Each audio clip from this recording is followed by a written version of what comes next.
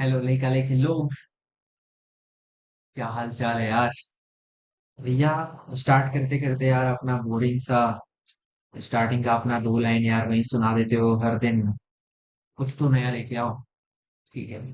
अगली बार से सोचेंगे भाई। ठीक है, इस बार के लिए हेलो लड़का लड़की लोग ही रहने देते हैं और शुरुआत करते हैं अपनी नए लेक्चर का। तो हमारा दो लेक्चर ऑलरेडी अपलोडेड है इस चैप्टर का। ठीक है। और बाकी पीछे की जो चैप्टर्स हैं दो हमारे, जो कि पहला चैप्टर था हमारा लाइट रिफ्लेक्शन एंड रिफ्रैक्शन, और दूसरा चैप्टर था हमारा आई। ठीक है, human I and the colourful world. और ये हमारा तीसरा चैप्टर है यार, इलेक्ट्रिसिटी। और इसमें हमने दो लेक्चर्स ऑलरेडी कवर कर रखे हैं। अगर तुमने नहीं देखा है तो डिस्क्रिप्शन बॉक्स में लिंक दे रखा होगा, जाकर देखो यार। फाइन। और आज हम स्टार्ट करने वाले हैं अपने लेक्चर नंबर 3 को। और थोड़े से अपने लेवल को बढ़ाने वाले हैं यार इलेक्ट्रिसिटी में। और मूव ऑन करने वाले हैं अपने इस चैप्टर के द मोस्ट इम्पॉर्टेंट पार्ट में। ठीक है, वहां पर हम मूव करने वाले हैं। हमारा ट्रांजिशन होने वाला है। फाइन। तो यार टॉपिक का नाम है ओम्स लॉ। और टॉपिक का नाम लिखकर हम आरंभ करते हैं अपने इस चैप्टर के थर्ड लेक्चर को। फाइन। चलो लिखते हैं यार यहाँ पर Ohm's law. O H M S L A W. Ohm's law. अब ये ओम्स लॉ है क्या? ठीक है, ओम्स लॉ बताता क्या है? फाइन। अब तुम्हारे एनसीईआरटी में जो चीज दे रखी है और ओम्स लॉ एक्चुअली में जो होता है उसमें थोड़ा सा डिफरेंस है भाई। ठीक है। तो यार ओम्स लॉ कुछ ऐसा चीज है जो कि अगर हमने पिछले लेक्चर में अपने पढ़ रखा था, अगर तुमने अपने पिछले लेक्चर को देख रखा है, अच्छे से नोट्स बना रखा है, तो तुमने वहां पर देख रखा होगा कि हमने करंट के बारे में डिस्कस किया था और वोल्टेज के बारे में डिस्कस किया था, that is electric potential and potential difference. ठीक है। तो ओम्स लॉ ने क्या किया? जो ओम्स है ना, हमारे साइंटिस्ट हैं, प्यारे से साइंटिस्ट हैं ओम्स। तो इन्होंने क्या किया कि ये जो जनाब है हमारे, वो करंट और वोल्टेज के बीच में एक रिलेशन निकाल दिया। ठीक है भैया, रिलेशन निकाल दिया। आप क्या बात कर रहे हो भैया? ठीक है, उन्होंने क्या किया, रिलेशन निकाल दिया। डाइवर्ट ना हो, यहाँ पर आओ टॉपिक पर। फाइन।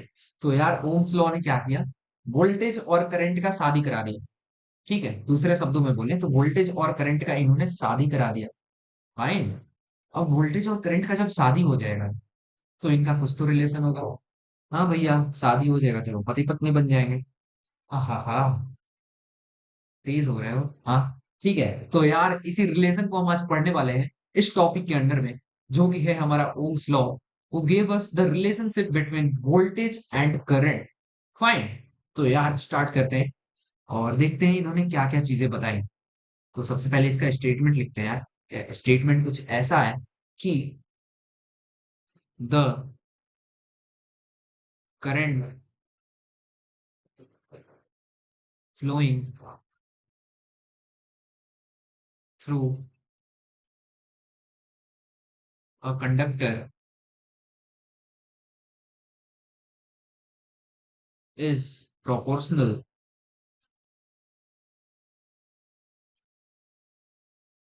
प्रोपोर्शनल की जगह ना यार डायरेक्टली प्रोपोर्शनल लिखते हैं। ठीक है, just a minute.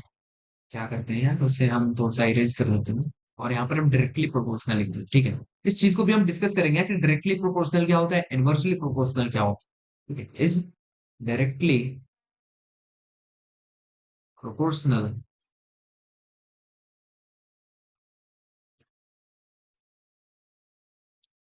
To the applied voltage. Applied voltage. ठीक है।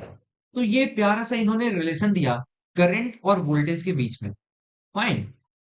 अब तुम्हारे एनसीईआरटी में मेंशन कर रखा है कि जैसे हमने यहां पर जो पढ़ा ना, उसका मतलब ये हुआ कि आई जो है करंट हमारा, it's directly proportional to V. लेकिन एनसीईआरटी में क्या देख रखा है, V is directly proportional to I. ठीक है। तो यार तुम इस चीज को कंसिडर करना। फाइन। इस चीज को हमेशा कंसिडर करना है क्योंकि ये चीज सही है। ठीक है। आखिर इसका जस्ट अपोजिट करोगे ना तो यही चीज बनेगा, लेकिन एक्चुअली में जो एग्जैक्टली जो चीज थी हमारी, वो थी कि I directly proportional to V. ठीक है, तो हम ऊपर वाले चीजों को देखेंगे। फाइन। और फिर यहां से हम रिलेशन निकालेंगे जो कि हमारा एनसीईआरटी में दे रखा है। ठीक है, अगर यार तुम मान लो तुम्हें बोला जाए एलएचएस में ये है, आरएचएस में ये है, ठीक है, तुम इसे इधर से इधर लेते आओ, इधर से उधर लेते आओ, और फिर बोलो कि वही चीज तो है।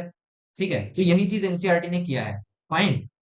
चलो, अब देखते हैं। I is directly proportional to B.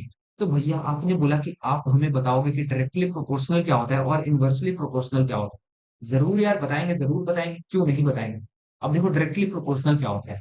जैसे तुम्हें अगर घर पे चाटा पड़ता है, तुम्हें रोना आता है या तो गुस्सा आता है। ठीक है, दोनों में से कोई भी एक चीज आती होगी। किसी किसी लोगों को क्या होता है कि गुस्सा आता है बहुत ज्यादा, जैसे जैसे चाटे पड़ने लगते हैं ना, बहुत ज्यादा ज्यादा चाटे पड़ते हैं, वैसे वैसे गुस्सा और ज्यादा बढ़ता जाता है, बढ़ता जाता है, बढ़ता जाता है। तो यहाँ पर क्या हो रहा है, जितने चाटे पड़ रहे हैं उतना ही गुस्सा बढ़ रहा है। This is called directly proportional. ठीक है, जितने चाटे पड़ रहे हैं उतना ही ज्यादा रोना आ रहा है। This is called directly proportional. भैया आपने तो हमें हमारा रियल लाइफ दिखा दिया। ऐसे मेरी मम्मी मेरे पापा जब मुझे मारते हैं ना भैया, तो मुझे बहुत ज्यादा रोना आने लगता है और रोना आता जाता है। मुझे बहुत ज्यादा गुस्सा आने लगता है भैया, और गुस्सा आता जाता है। हाँ भाई, तो इसलिए तो मैंने बोला था ना कि तुम्हें प्रैक्टिकल वर्ल्ड, रियल वर्ल्ड से रिलेट कर कर पढ़ाएंगे तुम्हें फिजिक्स, ठीक है, ताकि तुम अच्छे से समझ पाओ। फाइन। तो यार प्रोपोर्शनलिटी क्या होता है, डायरेक्टली प्रोपोर्शनल अगर बोल रहा है, तो अगर एक टर्म इंक्रीज कर रहा है, तो दूसरे टर्म जो पहले टर्म के प्रोपोर्शनल है, डायरेक्टली प्रोपोर्शनल है, वो दूसरा टर्म भी एज इट इज इंक्रीज करेगा, क्योंकि पहला टर्म इंक्रीज कर रहा है। ठीक है, मान लो ए इज, एक minute, A is directly proportional to B. अगर बी इंक्रीज कर रहा है तो ए भी इंक्रीज करेगा, अगर बी डिक्रीज कर रहा है तो ए भी डिक्रीज करेगा। ठीक है, समझ आ गया। This is called directly proportional. Fine. ये होता है तुम्हारा डायरेक्टली प्रोपोर्शनल। यार क्या करते हो, इरेजर को थोड़ा बड़ा कर लेते हैं, बहुत दिक्कत हो रहा है। और मेरा गुस्सा भी डायरेक्टली प्रोपोर्शनल है इस चीज के, क्योंकि ये बहुत धीरे हो रहा है। ठीक है, तो यार जोक्स अपार्ट, और हम आते हैं अपने टॉपिक पर। ये हमने देख लिया डायरेक्टली प्रोपोर्शनल क्या होता है। अब भैया इनवर्सली प्रोपोर्शनल क्या होता है, आपने बोला दूसरा चीज इनवर्सली प्रोपोर्शनल है, वो क्या होता है भैया। अब देखो, डायरेक्टली प्रोपोर्शनल में क्या होता था, एक चीज बढ़ रहा है तो दूसरा भी बढ़ेगा, एक घट रहा है तो दूसरा भी घटेगा। इनवर्सली मतलब इसका जस्ट अपोजिट, अगर एक बढ़ रहा है तो दूसरा कम होगा, अगर एक घट रहा है तो दूसरा बढ़ेगा। ठीक है, जस्ट अपोजिट होगा। अगर तुम किसी को देखते हो कि यार ये तो बहुत तेज भाग रहा है, और तुम उसके हिसाब से स्लो हो जाते हो, तुम्हें बोला जाएगा कि तुम इनवर्सली प्रोपोर्शनल हो उसके। ठीक है, वो जो काम कर रहा है उसका तुम जस्ट अपोजिट कर रहे हो। ठीक है, अगर एक चीज बढ़ रही है और दूसरी चीज कम हो रही है, या फिर अगर एक चीज कम हो रही है तो दूसरी चीज बढ़ रही है, तो हम बोलेंगे कि ये दोनों एक दूसरे के इनवर्सली प्रोपोर्शनल हैं। Fine. This is called directly proportional and inversely proportional. Coming on to the topic, that is our Ohm's law. अब ओम्स लॉ बोलता है कि the current flowing through a conductor is directly proportional to the applied voltage across it. कोई मान लो एक conductor तुम्हारे पास, example लेते हैं, ठीक है, हाँ, ये वायर लेते हैं यार। ठीक है, दिस वायर वी हैव, और मान लो ये वायर एक कंडक्टर है। ठीक है, अब भैया माने क्या, ये तो वायर कंडक्टर ही है। कैसे कैसी बातें करते हो भैया, बैकी बैकी। ठीक है भाई, ये वायर एक कंडक्टर है। अब हो क्या रहा है कि इस वायर में अगर करंट फ्लो कर रहा है, तो इसमें जो करंट फ्लो कर रहा है ना इन दोनों एंड्स के बीच में, जहां पर हम मैंने इस वायर को होल्ड कर रखा है, तो इस वायर के बीच में जो करंट फ्लो करेगा वो डायरेक्टली प्रोपोर्शनल होगा to the applied voltage at this two points where I have hold the wire. ठीक है, जहां पर मैंने वायर को पकड़ा है, वहां पर अगर वोल्टेज डिफरेंस को कंपेयर किया जाए तो वो डायरेक्टली प्रोपोर्शनल होगा the current flowing through it. ठीक है, तो यार लिखते हैं इस चीज को और देखते हैं हम। ठीक है, तो यही चीज यहाँ पर बताया गया है कि ये जो आई है ना तुम्हारा current is directly proportional to the applied voltage across it. Fine. अब हुआ क्या कि यहां तक भी उन्हें चैन नहीं मिली। ठीक है, यहां पर इन्हें चैन नहीं मिली। इन्होंने रिलेशन तो निकाल दिया कि जो करंट अप्लाइड करंट जो करंट फ्लो कर रहा होता है कंडक्टर के थ्रू, वो डायरेक्टली प्रोपोर्शनल होता है द वोल्टेज अक्रॉस इट। ठीक है, यहां तक इन्हें संतुष्टि नहीं मिली। अब इनके आगे इन्होंने क्या किया, इसे बोला I is equals to V by R, where one by R is the proportionality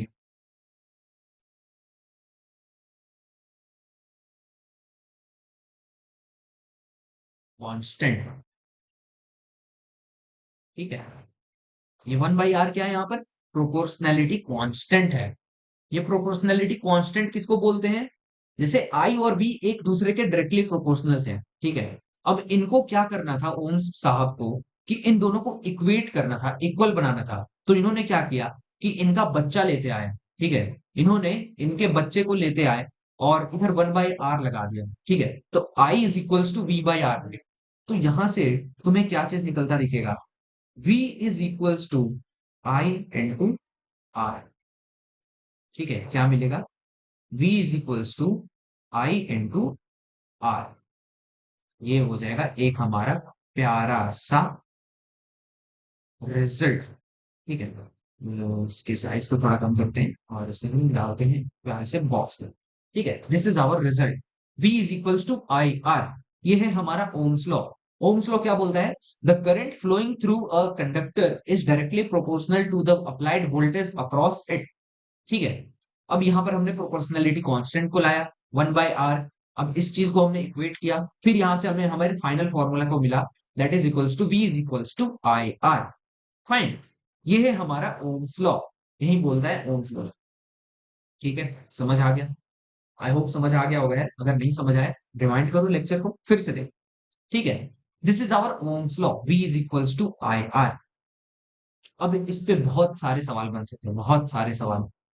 ठीक है, बहुत सारे सवाल बन सकते हो। तुम्हें रेजिस्टेंस दे देगा, करंट दे देगा, बोलेगा वोल्टेज निकालो। तुम्हें रेजिस्टेंस दे देगा, वोल्टेज दे देगा, बोलेगा करंट निकालो। तुम्हें तीन में से कोई भी दो टर्म दे देगा, बोलेगा तीसरा टर्म निकालो। अब यहां पर भी मान लो तुम्हें ये पता है ना, that I is equals to Q by T. तो एक सवाल देगा तुम्हें, तुम्हें उसमें बोलेगा कि चार्ज दे रखा है, टाइम दे रखा है, ठीक है, रेजिस्टेंस दे रखा है, तुम्हें बोलेगा वोल्टेज निकालो। अब तुम बोलोगे भैया वोल्टेज तो आई आर होता है, अब यहाँ आई तो दे ही नहीं रखा है, तो हम वोल्टेज निकाले कैसे? भाई, आई का फॉर्मूला होता है क्यू बाई टी। तुम्हें क्यू दे रखा है, टी दे रखा है, तुम आई निकाल लोगे। आई को यहाँ पर पुट करोगे, आर का वैल्यू दे रखा है, आई इंटू आर हो जाएगा वी। समझ आ गया? ये होता है तुम्हारा एक्चुअल यूज। ठीक है, अब तुम्हें मान लो दूसरे तरीके से दे सकता है, v इज इक्वल्स टू होता है डब्ल्यू बाई क्यू। ठीक है, अब v is equals to W by Q होता है जब, तो यहां पर हम क्या बोल सकते हैं? मान लो तुम्हें सवाल में दे देगा कि तुम्हें चार्ज दे रखा है, वर्क डन दे रखा है, और तुम्हें यहाँ पर Q दे रखा है और T दे रखा है। ठीक है, अगर हम दूसरे कलर से दिखाएं, तुम्हें Q दे रखा है, तुम्हें T दे रखा है, तुम्हें W दे रखा है। ठीक है, अब तुमसे पूछेगा कि तुम्हारा R का वैल्यू क्या होगा, कैसे निकालोगे? तुम बोलोगे भैया ओम्स लॉ में तो मैंने पढ़ा था V is equal to I R. अब V दे रखा नहीं है, I भी नहीं दे रखा है, तो भैया हम R निकाले कैसे? बता ले भाई। देखो यहाँ पर आई का वैल्यू क्या होता है? Q by T. क्यू दे रखा है, टी दे रखा है, आई निकल जाएगा। हाँ भैया सही है। वी का फॉर्मूला होता है डब्ल्यू बाई क्यू। डब्ल्यू दे रखा है, क्यू दे रखा है, तुम्हें वी निकल जाएगा। हाँ भैया सही है, वी भी निकल गया, आई भी निकल गया। जब वी और आई निकल गया भाई मेरे, तो आर नहीं निकल जाएगा क्या? भैया इतना इजी था क्या ये? हाँ भाई, ऐसे रिलेट करते हैं। ठीक है, पीछे की पड़ी हुई चीजें ऐसे आगे जाकर अप्लाई होती जाती हैं, तभी तुम्हारा लेवल इंक्रीज हो रहा होता है। ठीक है, एक टाइम के बाद तुम्हारा लेवल बढ़िया होना चाहिए। अगर तुम सेम लेवल पर आगे चल रहे हो, कोई फायदा नहीं है भाई। हल्का सा स्लोप होना चाहिए, तभी तुम ऊपर जा पाओगे। अगर तुम ऐसे जा रहे हो, कोई फायदा नहीं है। हल्का सा भी अगर स्लोप होता है, इतना भी स्लोप होता है, तुम ऊपर जा रहे हो, ऊपर जा रहे हो, ऊपर जा रहे हो, देखो स्लोली तुम ऊपर जा रहे होते हो।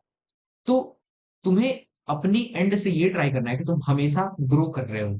ठीक है, पिछले दिन से इस दिन तुमने कितना ग्रो किया, तुम्हारे अंदर क्या क्या ग्रोथ आए, तुम्हारे अंदर क्या क्या चेंजेस आए। ठीक है, वो ग्रोथ हमेशा पॉजिटिव होनी चाहिए, ना कि नेगेटिव होनी चाहिए। ठीक है, भैया मैं तो ग्रो कर गया लेकिन मैं बहुत बदमाश हो गया भैया, इसका यूज है कि भाई तुम्हारे लाइफ में कोई कोई यूज है तुम्हारी लाइफ में? यूजलेस है ना। अनलेस एंड अनटिल वो चेंज तुम्हारे लाइफ को इम्प्रूव नहीं कर रहा हो, तुम्हारे लाइफ में यूज ना आ रहा हो, तो वो चेंज कंसिडर नहीं होगा। ठीक है, तुम्हें हमेशा ट्राई करना है कि तुम पॉजिटिव एंड की तरफ जाओ, तुम हमेशा ग्रो करो, पिछले दिन से ज्यादा थोड़ा ग्रो करो। ठीक है, एटलीस्ट 0.001% भी अगर ग्रो करते हो तो यार बहुत सही चीज है, ठीक है। ग्रो तो कर रहे हो एटलीस्ट, बाकी लोग तो ग्रो भी नहीं कर रहे हैं। तुम्हें सिर्फ ग्रो करते रहना है, अपने पिछले दिन को, अपने पास्ट को ट्रैक करते रहना है, अपने फ्यूचर को ट्रैक करते रहना है, ताकि तुम ऊपर जा रहे हो या नहीं, या फिर सेम लेवल पर हो। Fine. So this is your Ohm's law. और इसके बाद हम मूव करते हैं यार, और देखते हैं और आगे हमें क्या पढ़ना है, ठीक है। अगले स्लाइड को हमने ऐड किया, और देखते हैं हमें आगे क्या पढ़ना है।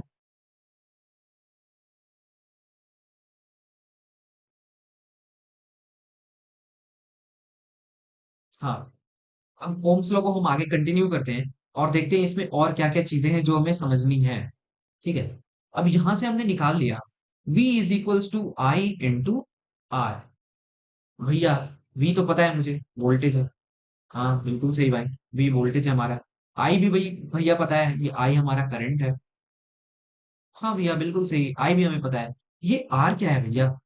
आर इज द रेजिस्टेंस, ठीक है। ये नई चीज है तुम्हारे लिए। अब भैया ये रेजिस्टेंस क्या होता है? ठीक है, ये रेजिस्टेंस होता क्या है? ये जो प्रोपोर्शनैलिटी कांस्टेंट है हमारा, ये आर जो है हमारा, ये होता क्या है? ठीक है भाई, समझते हैं इसे। फाइन। अब देखो, होता क्या है कि कोई भी वायर जो है, मान लो ये वायर है हमारा, ये 100% कंडक्टिंग नहीं हो सकता, ठीक है। इवन इफ तुम सिल्वर भी लेते आओ, वो 100% कंडक्टिंग नहीं हो सकता, ठीक है। अब अब एक चीज को हम समझते हैं सबसे पहले। कोई भी, मान लो कोई भी तुम्हारे पास बॉडी होता है, ऐसे मान लो ये तुम्हारा बॉडी है, ठीक है, ये एक वायर का बॉडी है। फाइन। इस चीज को हम समझने के लिए ऐसे रिलेट करते हैं। ये एक वायर है तुम्हारा, दिस इज योर वायर, ठीक है। ये एक वायर है, ये तुम्हारा एंड ए है, ये तुम्हारा एंड बी है। इसमें बोला जाता है कि करंट ऐसे फ्लो कर रहा है, करंट करंट का डायरेक्शन आगे की तरफ है। इसका मतलब ये हुआ कि इसके अंदर जो इलेक्ट्रॉन्स होंगी, ये तुम्हारे डॉट्स जो हैं, ये dot, this dot is nothing but your electron, ठीक है। ये डॉट्स क्या है? इलेक्ट्रॉन है। ये ऐसे ऐसे ऐसे ऐसे बहुत सारी इलेक्ट्रॉन्स होंगे ना भाई। एटम है भाई, एटम के अंदर बहुत सारी इलेक्ट्रॉन्स होती हैं। फाइन। तो ये बहुत सारी इलेक्ट्रॉन्स बन गई, ठीक है। अब हो क्या रहा है कि करंट आगे की डायरेक्शन में फ्लो कर रहा है, इसका मतलब क्या हुआ? इलेक्ट्रॉन पीछे की डायरेक्शन में जाएगा। ये चीज हमने पिछले लेक्चर में डिस्कस कर रखी है, ठीक है। तो यहाँ पर हो क्या रहा है कि ये जो इलेक्ट्रॉन्स है ना, ये अपने पीछे के डायरेक्शन में जाएंगे। ये सारे के सारे इलेक्ट्रॉन्स पीछे के डायरेक्शन में जाएंगे, सारे के सारे इलेक्ट्रॉन पीछे के डायरेक्शन में जाएंगे, ठीक है। ये सब पीछे की डायरेक्शन में जा रही हैं। अब होता क्या है कि अगर तुम्हें बोला जाए भाई कि क्राउड में भागो, ठीक है, बहुत भीड़ है, बहुत भीड़ है मार्केट में, और तुम्हें बोला जाए कि तुम दौड़ के जाओ और दौड़ के वापस आओ, तुम कितनी तेज दौड़ पाओगे? वहीं पर अगर दूसरे केस में तुम्हें बोला जाए कि भाई हाईवे पे दौड़ के जाओ और दौड़ के आओ, कितनी तेज दौड़ पाओगे? भैया अगर रोड खाली होगा ना, तो मैं बहुत तेज दौड़ जाऊंगा और बहुत तेजी से वापस भी आ जाऊंगा। लेकिन वहीं अगर बहुत ज्यादा भीड़ होगा भैया, तो मैं बहुत धीरे जाऊंगा और बहुत धीरे वापस आऊंगा, मुझे टाइम बहुत ज्यादा लगेगा। एग्जैक्टली exactly, ठीक है। तो यहाँ दूसरे केस में हो क्या रहा है कि जब खाली है, सड़क खाली है, तो तुम तेजी से जा रहे हो, तेजी से वापस आ रहे हो, ठीक है। कोई भी तुम्हारा रेजिस्टिव फोर्स नहीं लग रहा है, जो भी तुम्हें रोकने वाली फोर्सेस है वो वहां पर काम नहीं कर रहे हैं।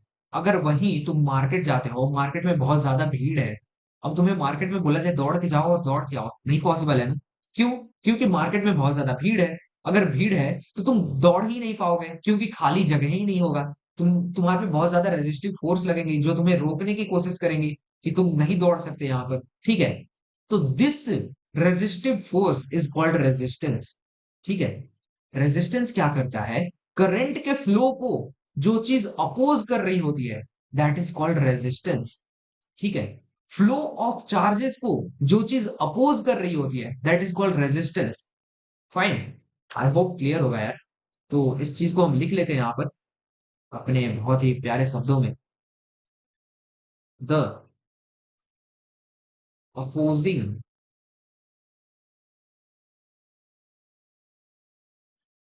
Force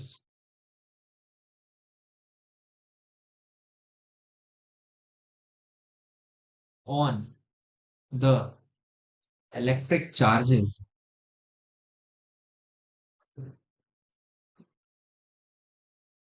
on the electric charges is caused by resistance, या फिर इसे ऐसे लिख लेते हैं, caused by a factor called resistance.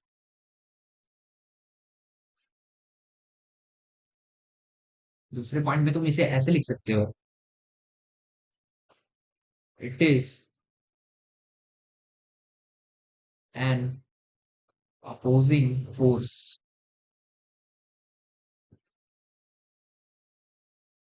acting on the electric charges that opposes current। ठीक है, तो रेजिस्टेंस एक ऐसा फैक्टर है जिसकी वजह से करंट का फ्लो इजी नहीं होता। ठीक है, करंट स्मूथली फ्लो नहीं कर सकता इसकी वजह से, क्योंकि ये एक रेजिस्टिव फोर्स लगाता है, एक अपोजिंग फोर्स लगाता है करंट की डायरेक्शन में, करंट के अपोजिट डायरेक्शन में। करंट अगर ऐसे मूव कर रहा है तो अपोजिंग फोर्स इसकी अगली डायरेक्शन में लगेगा। मान लो ऐसे कुछ चीज आ रही है, तुम इसे रोकने की कोशिश करोगे तो ऐसे नहीं जाओगे ना, तुम इसे ऐसे रोकने की कोशिश करोगे पीछे की साइड। ठीक है, अगर ये आगे आ रहा है तो तुम पीछे की साइड फोर्स लगाओगे। So this is the factor of resistance.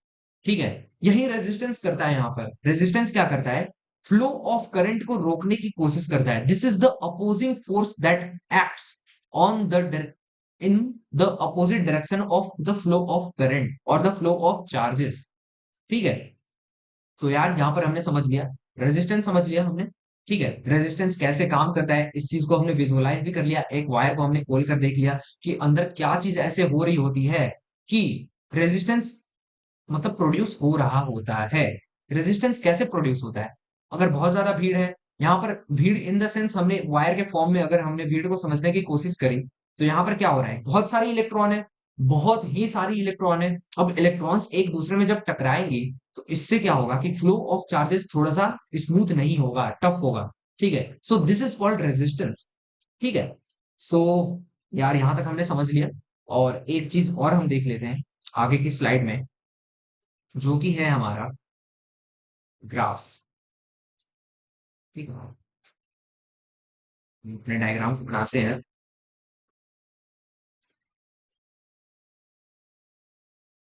ये हो गया हमारा वाई एक्सिस, ये हो गया हमारा एक्स एक्सिस। ठीक है, अब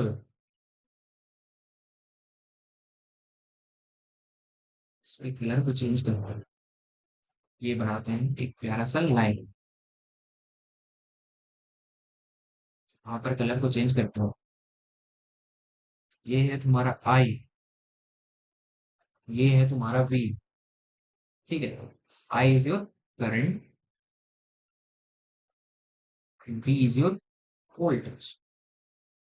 ठीक है, अब हो क्या रहा है कि यहां पर हमने क्या किया कि अपने इस ओम्स लॉ को ना प्लॉट करने की कोशिश करी एक ग्राफ पेपर।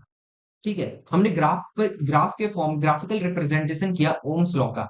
ओम्स लॉ क्या बोलता है कि अगर तुम करंट देते हो तो वो वोल्टेज के डायरेक्टली प्रोपोर्शनल होगा।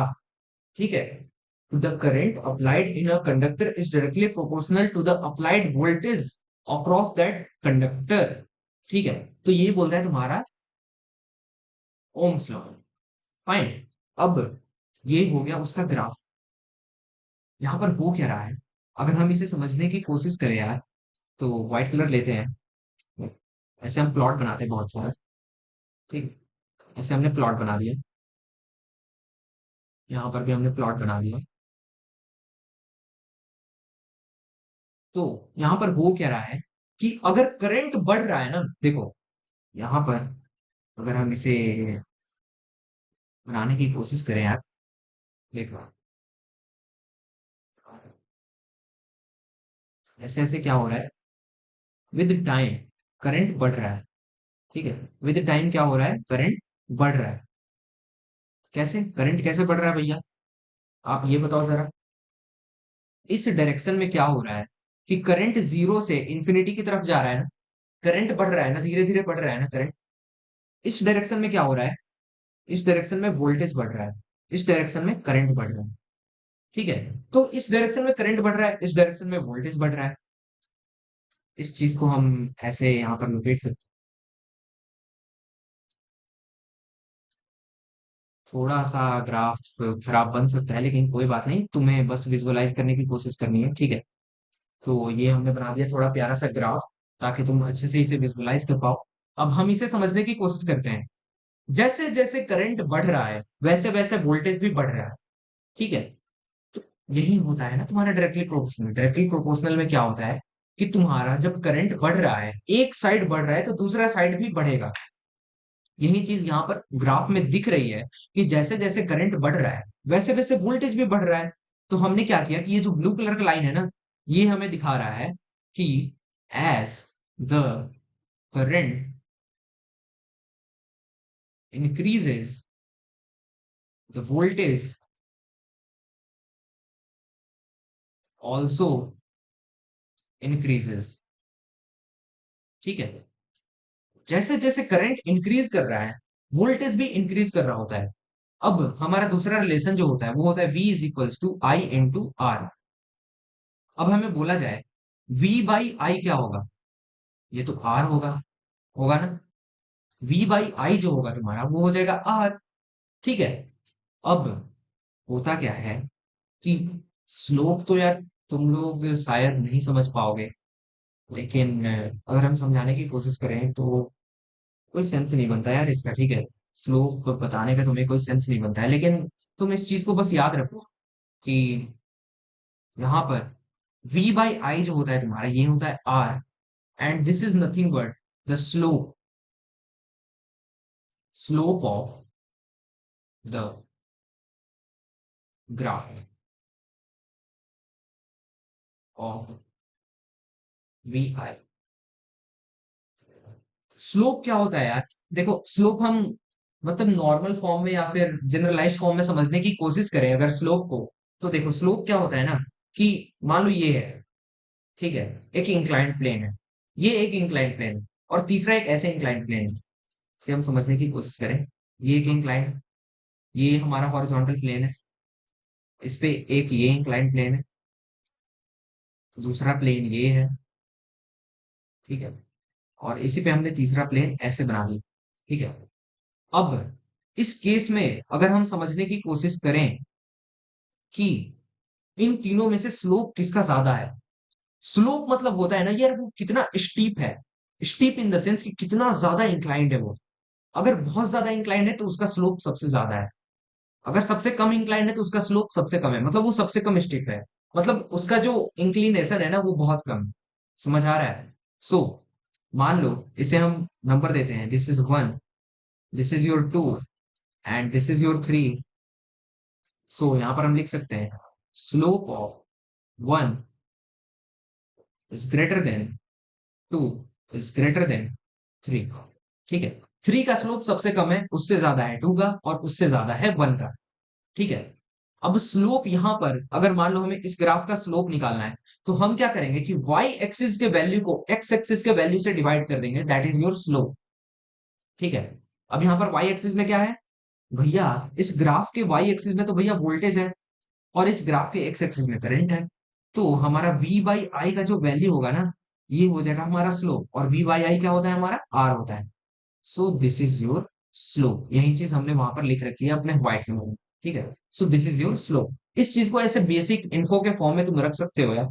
ठीक है, एज सच तुम्हें इतना ज्यादा कुछ समझना नहीं है, लेकिन हमने ये एक्स्ट्रा नॉलेज तुम्हें दे दिया, तो तुम इस चीज को रिलेट कर सकते हो या फिर समझ सकते हो, बस अपने अंडरस्टैंडिंग के लिए या फिर नॉलेज के लिए इस चीज को रख सकते हो। ठीक है, नोट भी कर सकते हो अगर मन है तो, लेकिन वहां पर ऊपर में लिख देना कि not important for boards. Fine, चलो ये चीज हमने समझ लिया, ये हो गया हमारा ओम्स लॉ कंप्लीट। ठीक है, अब इसके बाद हम मूव करते हैं यार अपने नए टॉपिक पर, that is the factors on which the resistance of a conductor depends. Resistance किस किस चीजों पर डिपेंड करता है, ठीक है, उस चीज को हम पढ़ने वाले हैं। फाइन, ये होगा हमारा आज का लास्ट टॉपिक, और फिर अगले टॉपिक में हम डिस्कस करेंगे कुछ और। ठीक है, तो चलो इस चीज को डिस्कस करते हैं यार और अपने लेक्चर को खत्म करते हैं। 30 मिनट का ऑलरेडी लेक्चर हो चुका है और इस चीज को हम और डिस्कस कर लेते हैं। देखते हैं, यहाँ पर लिखते हैं factors on which the resistance of a conductor depends. ठीक है, इस चीज को हम देख लेते हैं और ये हमारा आज का लास्ट टॉपिक होगा और इसके साथ हम आज के लेक्चर को वाइंड अप करेंगे। ठीक है, चलो ध्यान से देख लो, अगले 15 से 20 मिनट अच्छे से बैठ जाओ।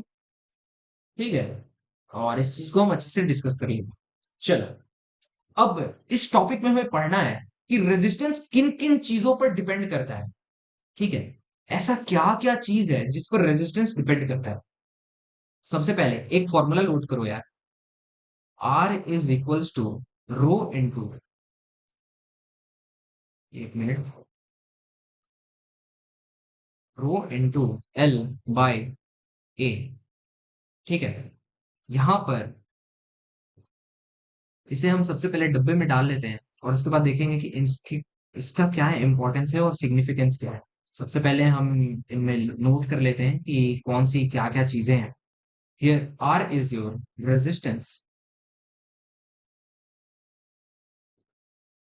रो इज योर रेजिस्टिविटी। ठीक है, L is your length of wire, A is your area of cross section, area of cross section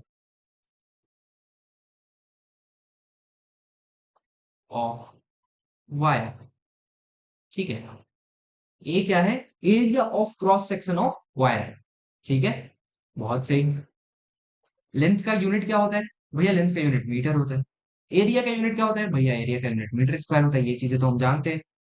resistivity, resistivity का यूनिट होता है ओम इनवर्स और महो। ठीक है, रेजिस्टेंस का यूनिट क्या होता है भैया, रेजिस्टेंस का यूनिट का ओम होता है। इसे हम ऐसे डिनोट करते हैं। ठीक है, बहुत सही भैया, ये चीज हम समझ गए। अब भैया मुझे ये बता दो कि ये रेजिस्टेंस, रेजिस्टेंस तो हम समझ गए भैया, लेंथ भी जानते हैं, एरिया भी जानते हैं, रेजिस्टिविटी नहीं पता है भैया। Length of wire in the sense आप क्या बताना चाहते हो भैया, area of cross section of wire in the sense आप बताना क्या चाहते हो भैया। ठीक है, अब देखो यहां पर अगर हम समझने की कोशिश करें यार, कलर चेंज करते हैं सबसे पहले।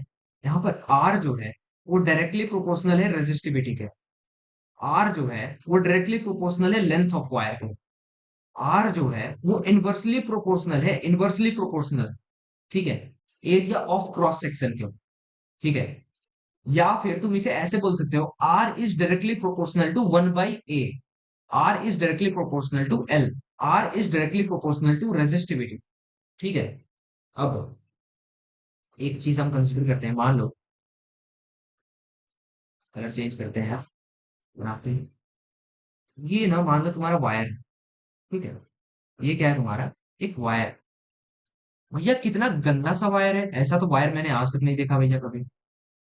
मान लो भाई ये वायर, ठीक है, ये इसका एक एंड है और ये इसका दूसरा एंड है wire. Okay, so this is your wire और कंडक्टर। ठीक है, अब करना क्या है इसमें, कलर चेंज करते हैं। मान लो इस एंड का नाम है ए, नहीं नाम देते हैं। देखो, सबसे पहले ये वाला जो एरिया है, ये वाला एरिया, दिस शेडेड रीजन, मेरे शेडेड रीजन को ध्यान से देखो। ठीक है, ये जो रेड कलर से हमने शेड किया है, ये क्या है, area of cross section of wire. ये जो हमने रेड कलर से शेड किया है, this is your area of cross section of wire. ठीक है, तो इस चीज को हम नोट कर लेते हैं, this is your area of cross section of wire denoted by A. अब दूसरे चीज पर अगर हम मूव करें,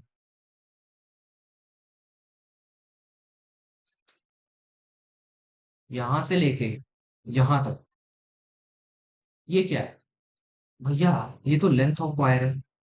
this is your length of wire L. ये रेड कलर से जो हमने सेट किया है वो है area of cross section of wire. ये जो एल है वो है लेंथ ऑफ वायर। अब भैया ये रो क्या है? रेजिस्टिविटी होती क्या है भैया?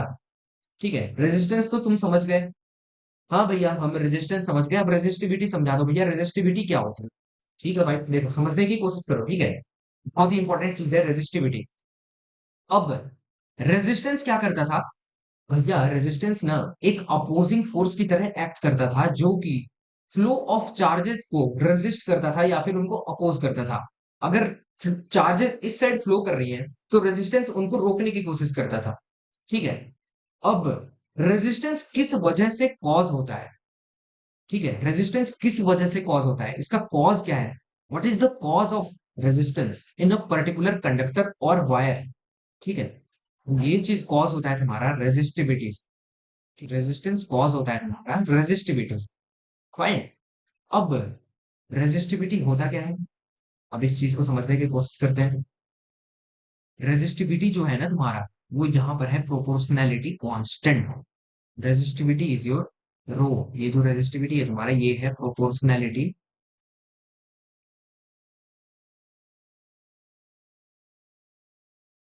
Proportionality constant. ठीक है, रेजिस्टिविटी क्या है? प्रोपोर्शनैलिटी कांस्टेंट है। ठीक है, मतलब भैया आप बोलना ये चाहते हो कि यहाँ पर अगर हम इस चीज को रिमूव कर दे भैया, तो यहाँ पर हमारा हो ये रहा है कि जो रेजिस्टेंस है वो लेंथ ऑफ वायर के डायरेक्टली प्रोपोर्शनल है, और जो रेजिस्टेंस है हमारा वो area of cross section of wire के इनवर्सली प्रोपोर्शनल है। ठीक है।